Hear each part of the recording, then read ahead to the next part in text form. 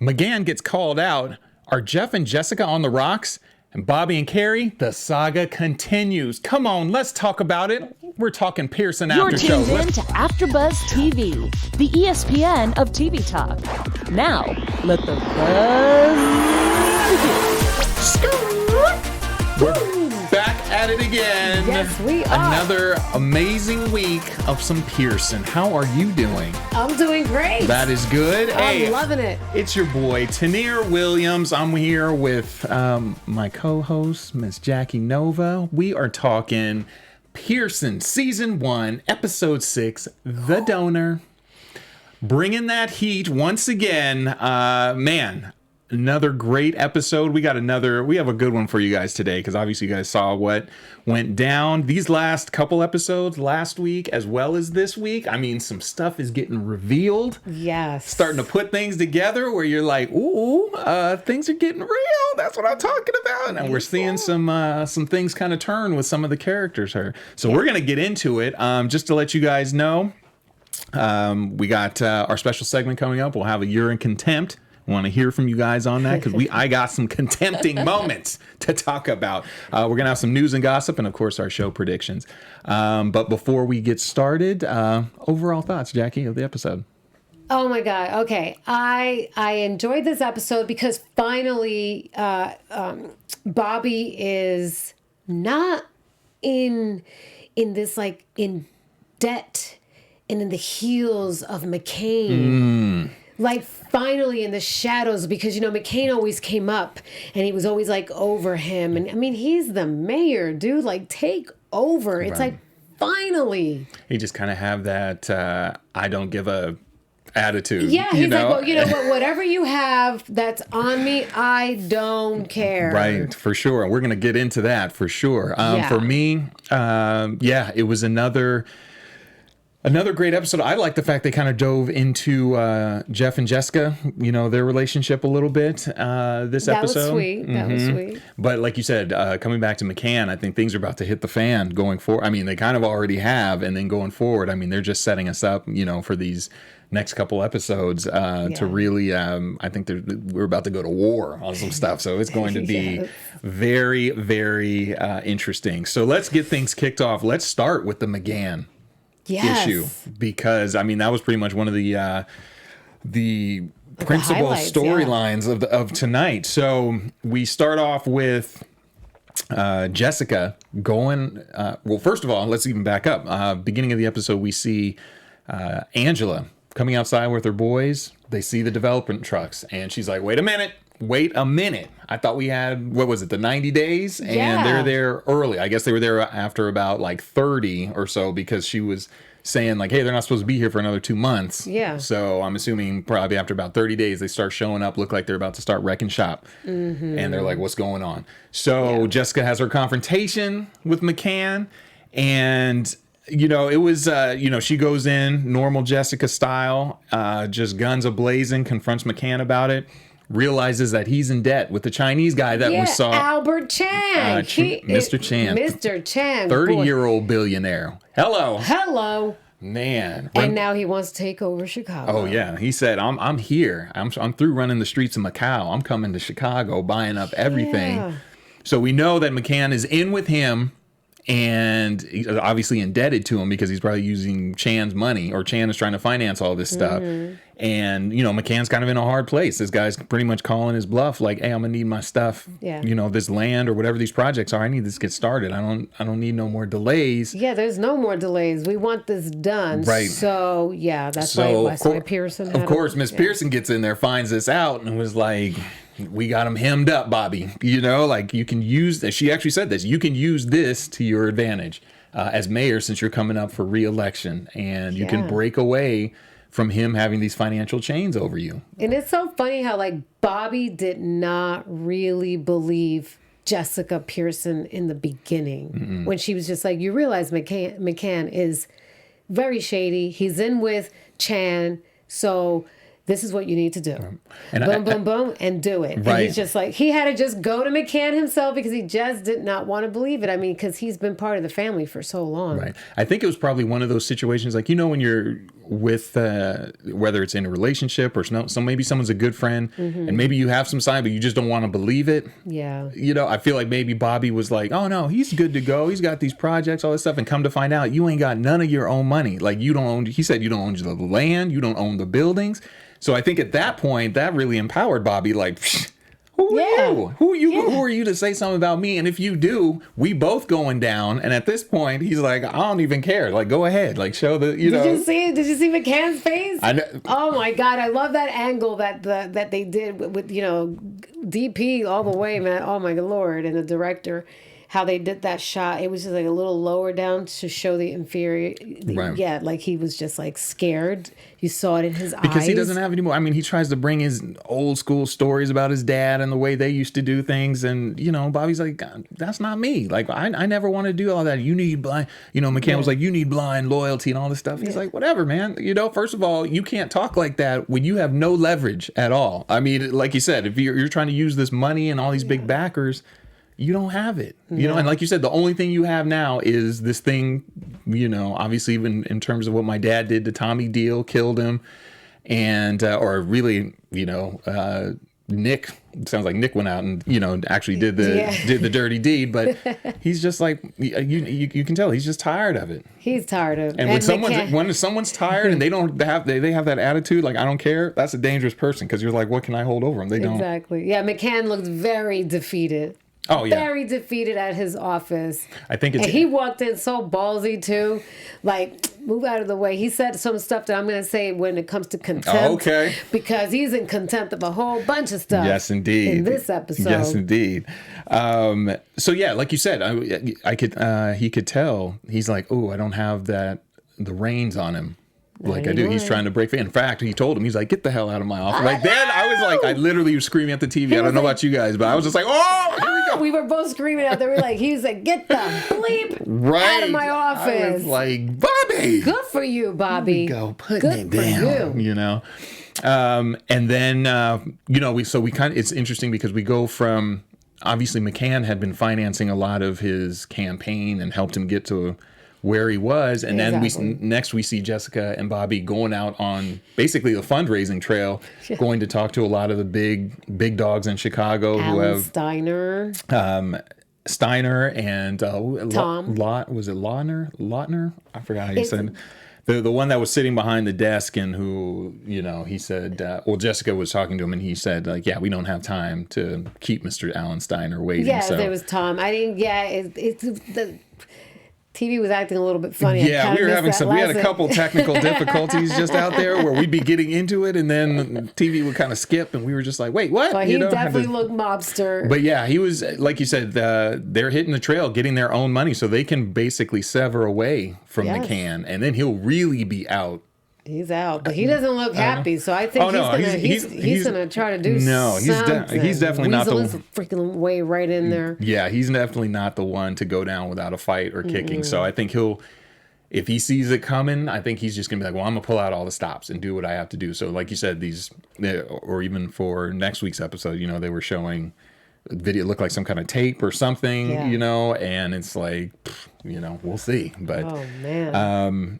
So yeah, so that was definitely, you know, obviously a big storyline that was affecting really a lot of fronts for a lot of, you know, for the characters. Like I said, not only Jessica and McCann, you had Bobby and McCann, then Jessica and Bobby, you know, almost having a, you know, I mean, Jessica's always trying to get in there and, you know, and talk to Bobby, kind of find out what's going on, you know, and have him talk to her. I don't think he's really opened up the way that she wants him to, you know. Yeah. But and even spilling over into her and Jeff's relationship, because you know she's obviously working this case, working a long time, you know. And because like even when the Pearson has dinner with her, you know, her boyfriend Jeff, and all of a sudden it's just like she's just a blank stare. She's not even paying attention. Mm-hmm. She is having dinner with her boyfriend who's back from Miami, and what is she doing? She's just thinking about her job. Mm-hmm. I mean, she is a true attorney / now she works for the mayor. Mm-hmm. She is all in. Yes, like that woman's a workaholic. No doubt. And also because it affected her family. Yes. So, which leads us into actually the second point that I wanted to get into, which was actually Jeff and Jessica. Yeah. But before we get into that, we got a quick message for everybody out there. We love you guys. Always out there supporting us. Yes. And we just want to say here at AfterBuzz, we want to say thank you for making us the ESPN of TV talk, because for us, for us to really continue to grow, that we need your help. We need you guys to continue to support us, to be there, listen to us, whether it's hitting the thumbs up button and subscribing on YouTube, or if you're on iTunes, please hit that 5-star rating. 5 stars, 1, 2, 3, 4, 5 all day. Hit it for us. Really helps us out, and able to it allows us to bring you guys, the excellent content that we do throughout all platforms. And so no matter where you are, like I said, we always love your comments. Get involved in our conversations, because being a part of AfterBuzz has meant so much to all of us, and we truly appreciate you supporting us doing what we love. So don't forget to tell your friends, and please keep enjoying our shows, you guys. We love you guys coming through, love the comments. You guys keep us going. So yes, indeed. Keep that going. So yes, indeed. So continuing on with the Jeff and Jessica storyline. Yeah. So we hadn't seen Jeff really in a little bit. I mean, we saw him, I think, episodes.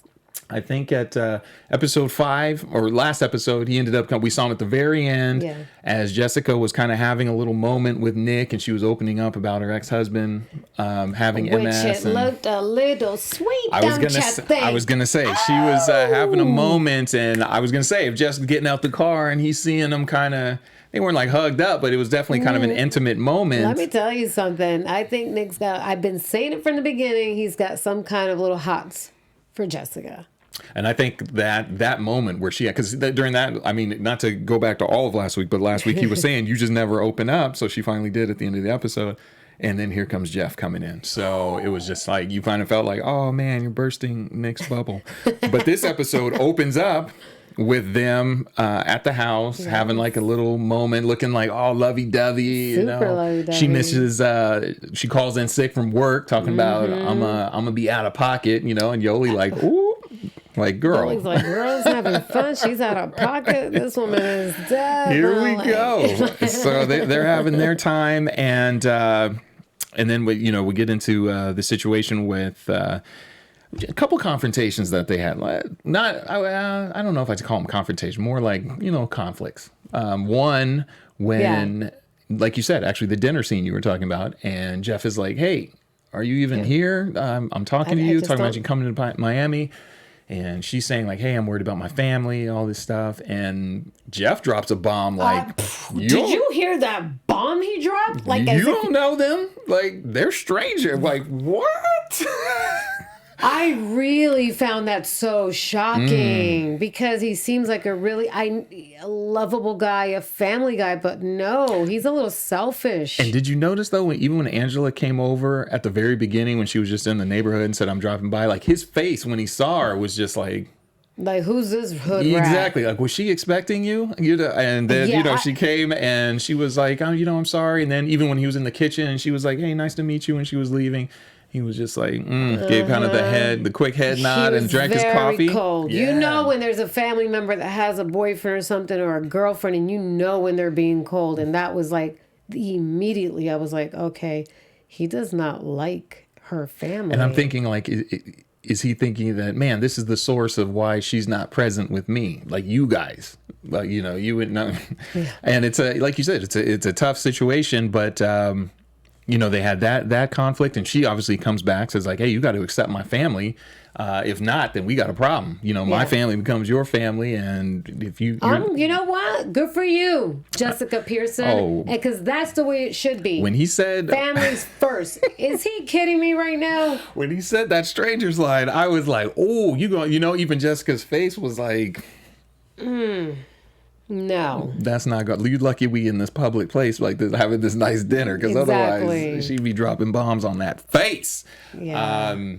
But yeah, so there was that conflict. Then he goes, I did think there was going to be an issue when he went to her job, or when he went to the down to City Hall, and he met Yoli, and she was like, could be considered by some females as being a little extra, like, oh my God, you're so Morris Chestnut, like, oh no, you didn't, like. I thought Jessica was going to catch wind of it through the window, like, excuse me. I think next episode that might just come up. I might need to have a word with you, Yoli. It was like curtains would have been drawn in that office. Like, man, she would have got a talking to. No. But yeah, so that was another kind of conflict. And it was actually funny because when he said that, I felt it was like, like when you hear people in kind of in a relationship, sometimes they like, oh, things get old, but then like someone on the outside will maybe give them that attention that maybe they're or like I said, just her saying like, yeah, no, you're very more shut, and you can see on his face like, oh, okay, yeah, he had a sort of like right. Oh, who is this working for? But then he kind of, I guess maybe he got himself in check because there's nothing, at least right now, that we saw, nothing going forward with that. And then we see Jeff talking to, he has a scene with Angela where he catches up with her, says, look, I told her that you guys are strangers. She basically doesn't know you. Kind of, I am really kind of glad that he did that because instead of him being at the bottom of the barrel, like, you're kind of dirtbag of a boyfriend. Now he kind of like stepped up a little bit because he it's not like he's talking behind the family's back. There's a history there. I felt like there's some sort of history between Angela and Jeff. Yeah, when we got a kind of a little bit of a background in terms of like something with her dad, and the family, and he was saying you can't be like responsible for what happened. So it's like, okay. And he even said it to her. He was like, look, it's affecting our relationship and it's pissing me off. So like you said, I give him credit. It's like, hey, go hit it head on and not stew in the corner and be like, oh, I don't like him. It's like, let's go talk to the person and see what we can work out, or all that. Exactly. So, and then obviously things kind of changed a little down the way towards the end where we see, Jessica comes home. Fam Bam's in the house. We got Aunt Lillian, the whole family. Angela, the kids. But did you see Jessica's face light up? Oh. Well, at first it was like, "What is this?" But even me. That shot when the door opens and all you see is like the house was from this pristine, gorgeous, elite, top of the nine, like gorgeous apartment, for sure, high end, for sure. To it's high end, but now it's like, oh, I have like there must have been like 20. Fraternity people in this apartment because it was turned upside down. I was gonna say that I picture everything in like Jessica's place being very designer, name brand, and then you got two little kids probably running around, jumping on couches, like don't. That was like more than you make in a year, But I loved how she just didn't care. She kind of took it in like. Maybe like in her mind, like, oh my God, what is this wreck? But then it was like, you know what? I want ice cream. Do you guys want ice cream? You want and she just went down the list with the list of ice creams, and then the kids were just like, it was just so cool because I think deep down she wants to have a family. I mean, one day. I mean, oh yeah, I would think so. Yeah. She's really great with her little cousin, with her cousin's kids. And she does, like you said, the fact that Angela said, "Oh, I got the key from Jeff," and was like, "What?"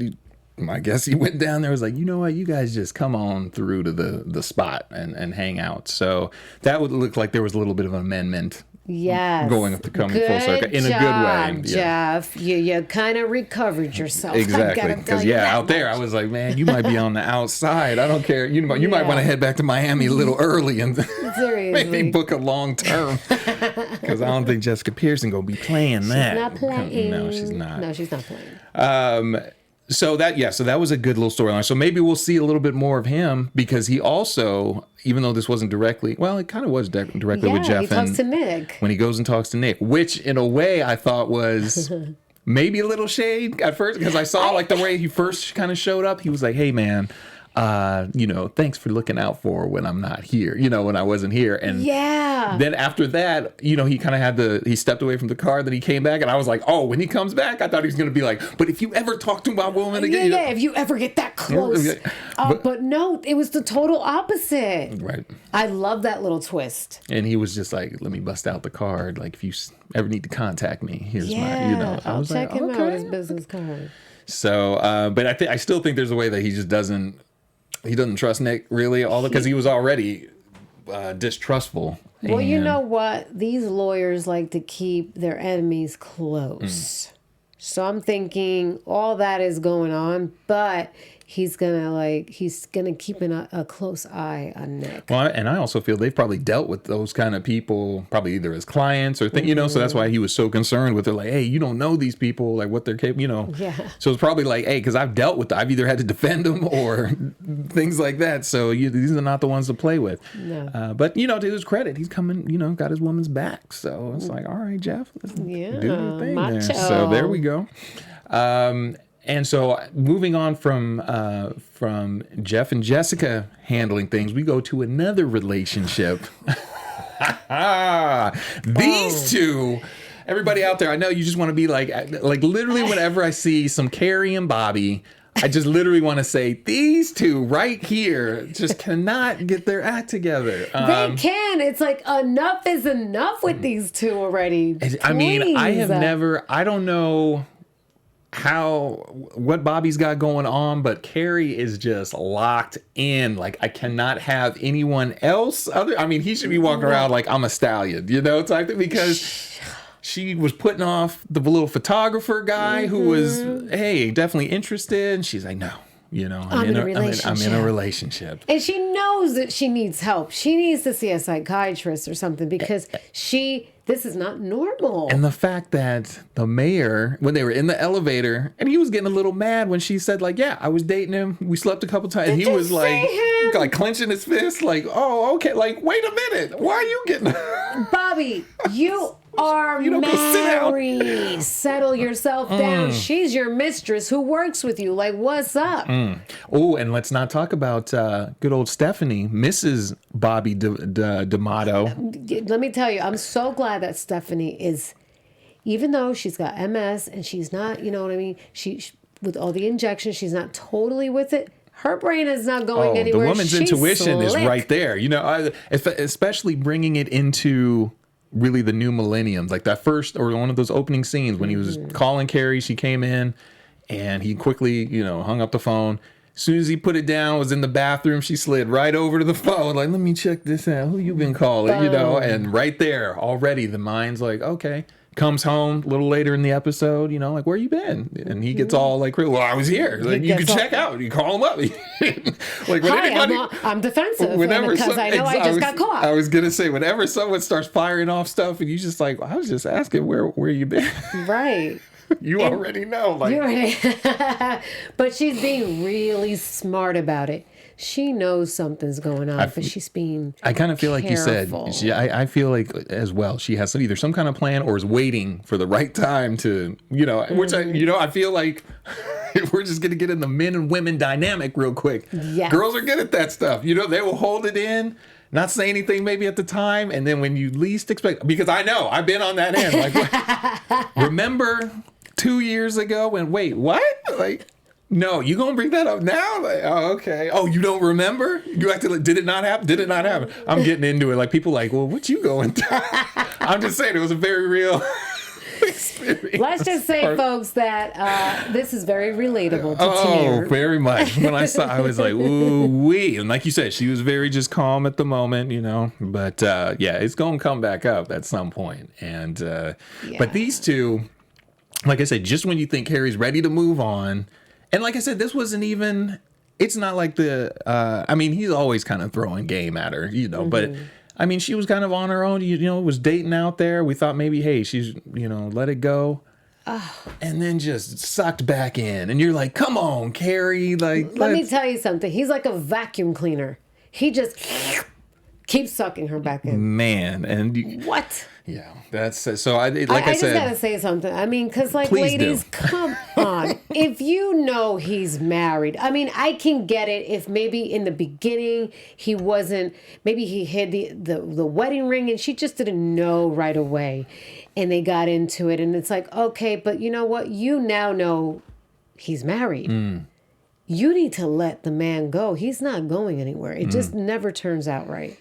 Never. This is true. And even that, and like you said, it's not since the series has began. It was never I didn't know. Like, she's been knowing. Actually, in last episode they showed where when they both first started at City Hall, which was that when the people on the show put it up, it said 5 years ago. So she'd been knowing since. She's just been knowing for too long. Let it go, and just girlfriend. Didn't care. And he was, Deja que ese hombre se vaya, mi amor. Exactly. No es para ti, mi amor. What she que said. se vaya. Dang. Listen up, Kerry. Kerry, let him go. Let's go. And then they also were talking in this episode about trying to go out to LA, and they were, the mayor's like, no, let's go. And I mean, Kerry's just kind of thinking practical, like, aren't people going to be thinking? Mayor is just so like focused on one thing. He's like, man, I'm just seeing how can we just get it in, like, any and all times. I wake up next to you, Kerry. And you know what? There's times where you will feel like they show the real sensitive part of him where he's helping his wife with the shot, and you're like, oh man, look at him, like, hey babe, no, let me do this. No, you look fine, all this stuff. And then for that fleeting second, you're like, man, he is trying to help. And then you remember, no, you were just last night, or like for 4 days you didn't come home. You were sleeping with Kerry. Exactly. What is going on? Come on, man. Oh god. So that's so I think that's going to continue. I mean, obviously that's going to be a continuing thread, but it's just, I mean, like you said, even kind of, again, going back to the last episode, it was like where she had to defend him when the lawsuit came against him from her former boss. I mean, at some point, I feel like McCann is going to come in and he's going to do something because he knows. Because he mentioned it, I believe, in... I think it was this. Yeah, and this episode, we're saying he was like, yeah, I got to get rid of the girl, like all this stuff. Mm-hmm. And I just feel like you said, if he's just pulling up dirt on people, it's either going to be like maybe he's had someone following him, maybe a video or a tape, and be like, oh, how you going to explain this? Mm-hmm. And it's like, oh, and then it's going to like tear the family apart. He'll probably get kicked out. I don't know. I'm projecting, and I probably should save this for predictions, which I will. Tenere's excited. Exactly. I'll come back to it. And really just one last kind of side story that I just wanted to touch on real quick. Derrick and Yoli. So Derrick and Yoli. There is a little love tension going on there. I feel like it is going to turn into that because I think tonight was a big turning point dealing with Yoli's family. Yeah. Because up until now, they've just kind of been shooting jabs at each other and going at each other, which is kind of, again, one of those things that we kind of related to, I think, in one of our other episodes when it's like, you're a little kid. If you're a boy and you like hit the girl, but it's like, I like you, but like I'm hitting you. Like, why would you do that? It's just kind of immature, like all this kind of bickering and stuff that they do. But tonight, when Ice picked up her parents and they had that moment out in the courtyard or outside of work, you kind of, for the first time, kind of felt that she was kind of letting down the guard. Like, okay, no more trying to come at you or any of this stuff. And she reveals, actually, I'm sorry, like, I'm Daka. Yeah, she had even actually done that. I'm sorry, she'd kind of started to let her guard down in the coffee room when he went to apologize, and she said, "I'm sorry, I tried. Sometimes I want to beat people to the punch and all this kind of stuff." But then that little scene downstairs, I think it hit Derrick where he was like, "Whoa!" He's like, "Yeah, she started your mom." Crying. Like, oh man, like I'm sorry, and and then he just, actually physically comforted her. So, like you said, I think that's going to be blossoming into something more. Exactly. Coming down the road. So, stay tuned for that. Okay. Yeah. And also stay tuned for, what's going to go on with Yoli's mom. We got to stay tuned to that. Hopefully, oh my God, things work out for that. So that's kind of our, like I said, that's in a nutshell. That's our episode. Kind of the big points. Again, loved how they're just kind of moving the stories along here. Yes. Can't wait to see how many, or like I said, for next episode, what they get us into. So from there, I want to transition into our top 3 quotable moments of the episode. Bum, bum, bum. In the contempt? Actually, not contempt yet. That'll be next. This one is just like, favorite quotes. So favorite quotes. I think I'll start it off. One of mine for tonight, I had a couple. My first one was, I kind of touched on it earlier, was the Bobby quote with McCann. And like I said, I'm going to keep it like pretty G-rated. So I'll just say, like, when he was like, get the hell out of my office. I mean, I literally, it was, folks watching by the internet, it was like fist to mouth type thing. Like, oh, like, yeah. Like, here we go. Eyes were big, like, Bobby. Bobby finally got a pair and was like, no, Yes. I'm not dealing with your nonsense no more. You go to Mr. Chan and deal with his billionaire stuff. I'm out. That's right. Let's get out. So that was he grew a pair of cojones for sure. Man, that was one of my quotable moments. What about you? I know that was one of mine. It's a God that was just like F-U-C-K. Who would have heard the mayor in the office saying that? I mean, that definitely is the quotable highlight of the episode. Mm-hmm. So kudos to the writers on that, unless he improv'd it. Right, they were like, we're keeping that. We're keeping that one in. And actually, so did you have one? Did you have another quotable? I'm looking for. Okay. That's really the one that stands out for me. Gotcha. The other one, actually, for me, like I said, on a more subtle note, was the Jeff's line. Thanks for looking out for it while I'm gone. And it was one of those things, like sometimes, in movies, there's just such the subtext. Like, it's really not about the line that's being spoken, but it's everything else. It's the facial expressions, the body language. Yeah. And I just felt like even though he delivered that line, the way, like when you were looking at his face, the way he was looking at Nick, you were still looking like, it was kind of sending the message, like, don't you ever come near my woman again. Don't you ever come near my woman again. But thank you for looking out. Yeah. Trying to give like a backhanded compliment. Thank you. But don't do it again. Don't you dare. So yeah, that was a slick one. I was like, ooh, Jeff, get him. Kill him with the kindness. Mm-hmm. I mean, what I think another thing that stuck out for me was when Yoli said Morris Chestnut. We both were watching this going, oh, Morris Chestnut. No, she didn't. Mm-hmm. That just stood out for me. That was a good one. Yeah, I thought that was going to lead to something else, but they kind of cut it right there. Yeah. Now we're going to move into our special segment of the night, which I hope all you guys have become accustomed to. There we go. When you get the gavel, you know what's coming. You know what's coming. You are in contempt. Yes. Contempt of the show, contempt of these co-hosts right here. You know what you did wrong, characters. You know what you did wrong. Come on. So for those who don't know, our special segment, You're in Contempt, we basically pick a segment for the night that just made you mad. It could have been a line someone said. It could have been just a scene. It could have just been whatever it was where you were like, you're in contempt, sir. You are in contempt, ma'am. So my in contempt moment tonight was when Kerry was in the elevator. I'm sorry, I really had a couple, but really when I thought about it, I was like, this is the one that really just, or when she was in the elevator and she's just spilling her guts to Bobby, talking about, I had this guy, we were dating, we slept together, all this stuff. And, but I told him I was in a relationship. I was like, girl, if you don't sit down somewhere and leave this... How you man, thank you again. Chonk chonk. Like that is oh man. It was like hand to the face, rubbing your forehead. For those who can't see on the video, it was like a rub the forehead moment. Like this girl right here, if she don't Yes. So that was my in contempt moment with Kerry, which I've had a couple of over these past episodes because she keeps falling back into the Bobby trap. So she's in a Bobby trance. Yeah. Well, my contempt tell them what your contempt moment is. Oh, bum bum. That's right. McCann calling Derrick Barack. Oh, that is a good one. I forgot about. It was because it was so short. He just kind of threw it out there. It was a one-line thing, but you're right. Yes. I mean, McCann walks into Bobby's office, the mayor's office, and thinking he kind of just shooed Derrick to the side, going, get out of here, Barack. The way he said it, all whispery like, dude, are you kidding me? And I was thinking, actually, now that I'm piggybacking on what you just said a couple minutes ago, like, I wonder if he just improv that. Like, that was not in the script. And Derrick was kind of like, oh, okay. Okay.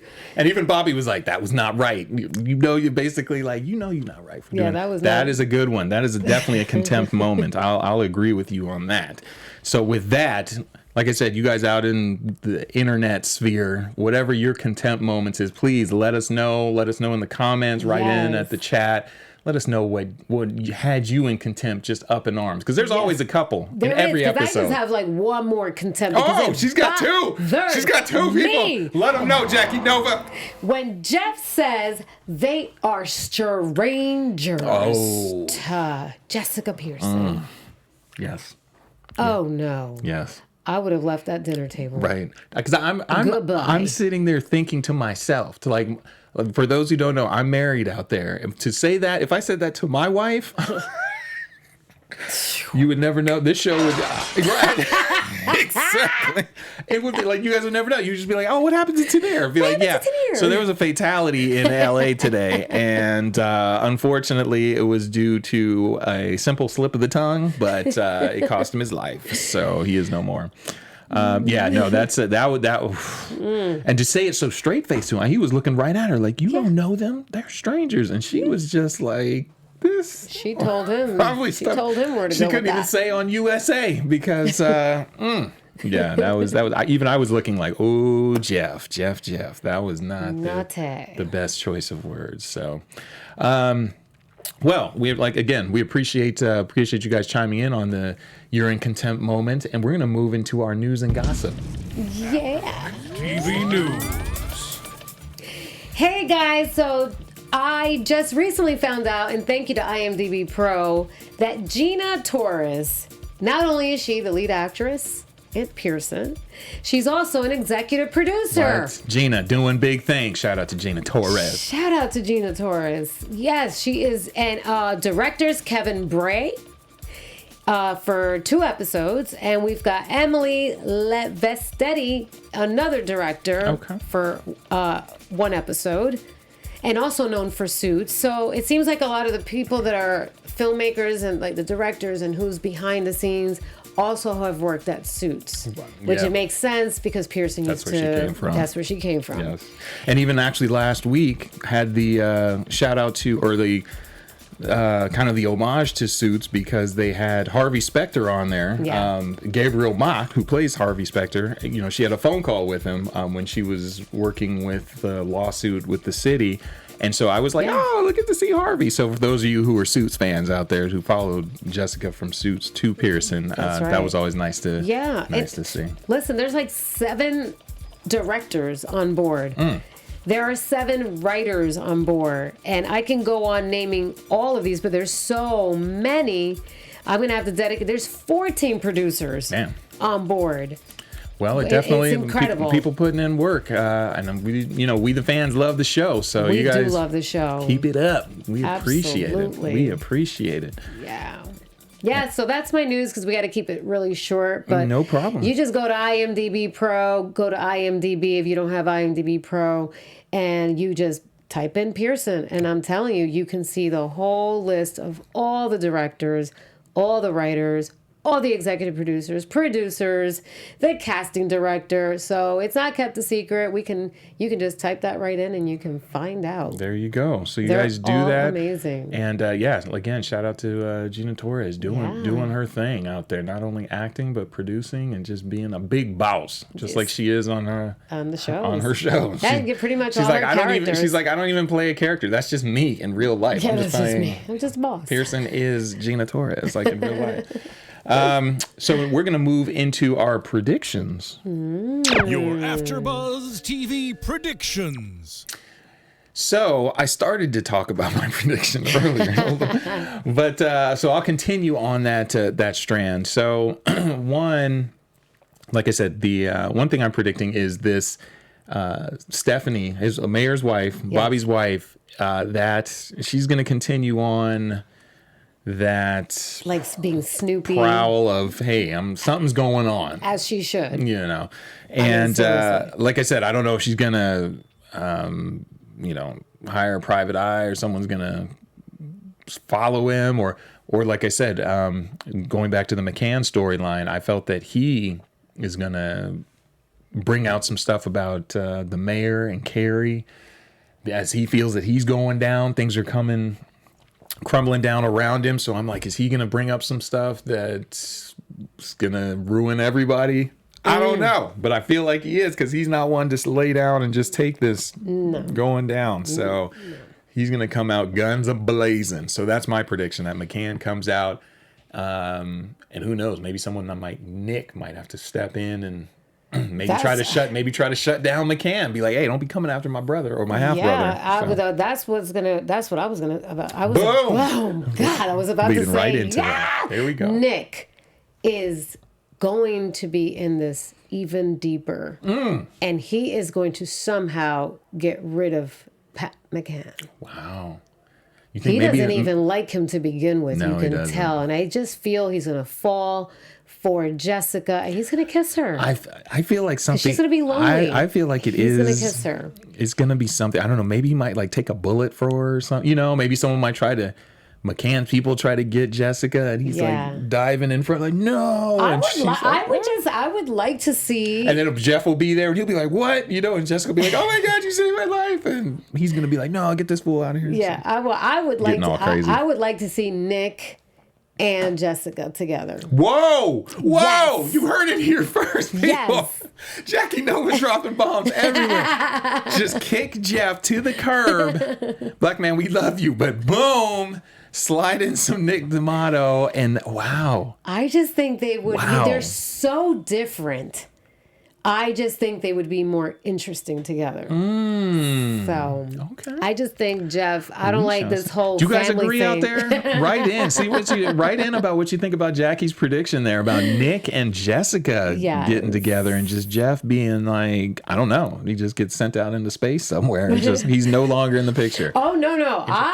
Oh wait! I think there's more. That Jeff is gonna wind up somehow with Yoli a little bit. Whoa!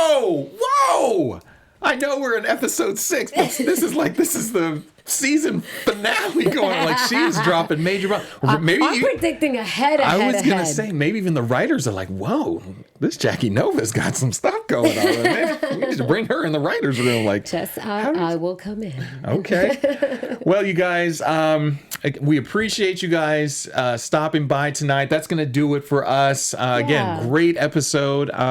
Let them know where they can follow you at. Yeah, hey guys, listen, and make sure you go to YouTube and you subscribe and you thumbs up and all that good stuff. But hey, you can find me at Jackie Nova 7 across the board and at oxfilms.us, because that's where you can find my feature film, which is an action suspense thriller that my partner and I, Richard Ryan and I, we are the stars of it. We produced it. It's called Art of Deception, a Richard Ryan film. Check it out on our website, and then just check me out on AfterBuzz. I love being here. There you go. And that's your boy, Tenere Williams. You can follow me on Instagram and Twitter at TenereW. So again, we appreciate you guys stopping by. You guys have a fantastic week, and we will see you next week. Same bat time, same bat channel. Peace. Bye. See you later, Our founder, Keven Undergaro, and me, Maria Menounos, would like to thank you for tuning in to AfterBuzz TV. Remember, we're not just the first, we're the biggest in the world, and we're the only destination for all your favorite TV shows. Whatever you crave, we've got it. So go to AfterBuzzTV.com and check out our lineup. Buzz you later. The views expressed herein are those of the hosts only and do not necessarily reflect the views of AfterBuzz TV or its owners or principals.